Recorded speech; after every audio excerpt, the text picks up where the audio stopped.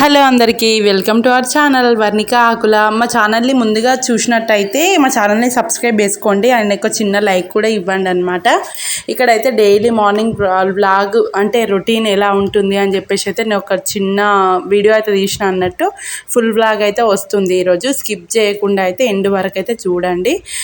ఇక్కడైతే ఇంకా అప్పటికప్పుడే ఇంకా నేను ఏం చేయాలని చెప్పేసి అయితే టిఫిన్కి అయితే ఇంకా కొన్ని రైస్ కొంచెం మినప్పప్పు తీసుకొని అయితే మిక్సీ పట్టి కొంచెం వాటర్ యాడ్ చేసి కొంచెం ఉప్పు వేసి జీలకర్ర వేసి అయితే ఇట్లాగా రుద్దేసరికి అయితే బాగా అనిపించింది. మంచిగా ఉంది, ఒక వెరైటీ టేస్ట్ అనమాట. ఇదైతే దోశకి పర్లేదు వేసుకోనికి, దోశకి బాగానే ఉంది. మళ్ళీ ఈ రెసిపీ వచ్చేసి కొత్తగా ట్రై చేసిన, బోండా వేసుకున్న బాగానే ఉంది, ఇడ్లీ వేసినా కూడా బాగానే ఉంది.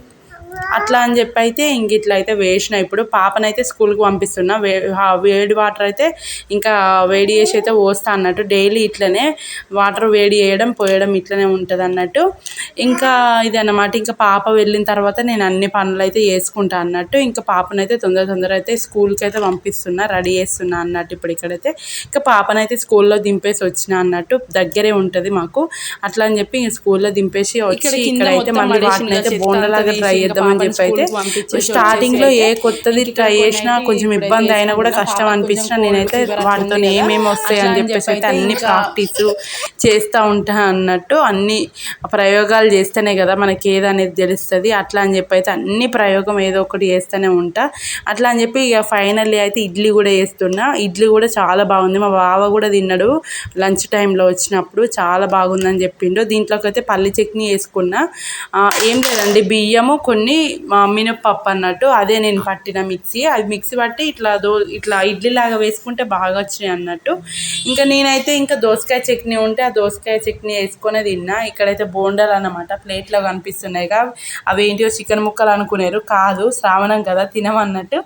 ఇంకా అంతా అయిపోయినాక ఇక గిన్నెలు అయితే తోమేసుకుంటున్నా. ఫుల్ గిన్నెలు అవుతాయి. ఇక టిఫిన్ చేస్తే మాత్రం నేనైతే డైలీ చేస్తా టిఫిన్స్ మాకు, ఎందుకంటే మార్నింగ్ అదైతేనే కొంచెం సెట్ అవుతుంది. ఆఫ్టర్నూన్ ఇక లంచ్కి వచ్చే టైంకి అయితే ఇంకా మంచిగా వేడివేడిగా తినేస్తాం అన్నట్టు.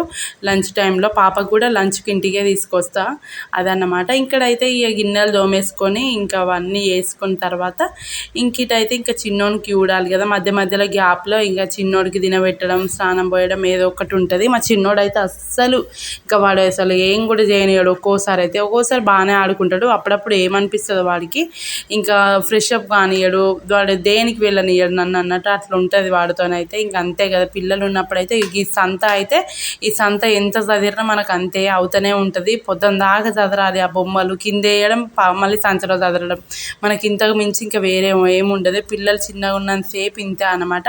వాళ్ళకు కొంచెం బుద్ధి వచ్చిన తర్వాత అయితే ఇంకా నీట్గా ఉంటుందేమో అప్పటి వరకు అయితే. ఇప్పుడైతే చదిరిందే చదరాల్సిందే అంతే అంటారు కదా. ఇక్కడైతే ఇంక ఇల్లు అయితే తుడిచేసుకొని అయితే నేనైతే ఇప్పుడు చేసిన ఇడ్లీ ఉంది కదా, అదైతే ఇంకా వేడిగా అయితే వేసుకొని అయితే తిందామని చెప్పేసి అయితే తింటున్నా. చూడండి బాగా వచ్చినాయి, ట్రై చేయండి. స్పంజీగా మంచిగా ఉన్నాయి. ఇట్లాగైతే వేసుకొని తింటే పర్లేదు మనకి. ఆ బయట రవ్వ తీసుకురావడం బదులు ఇట్లా మిక్సీ పట్టుకొని ఇంట్లోనే ప్రిపేర్ చేసుకోవచ్చు ఇడ్లీలు. ఇక్కడైతే బావ లంచ్ టైంకి అయితే వచ్చిండు. లంచ్ అయితే ప్రిపేర్ చేసినప్పుడు వరకు అయితే ముద్దపప్పు అండ్ పెరుగన్నం అన్నట్టు. బావ కొంచెం డైట్లో ఉన్నాడు.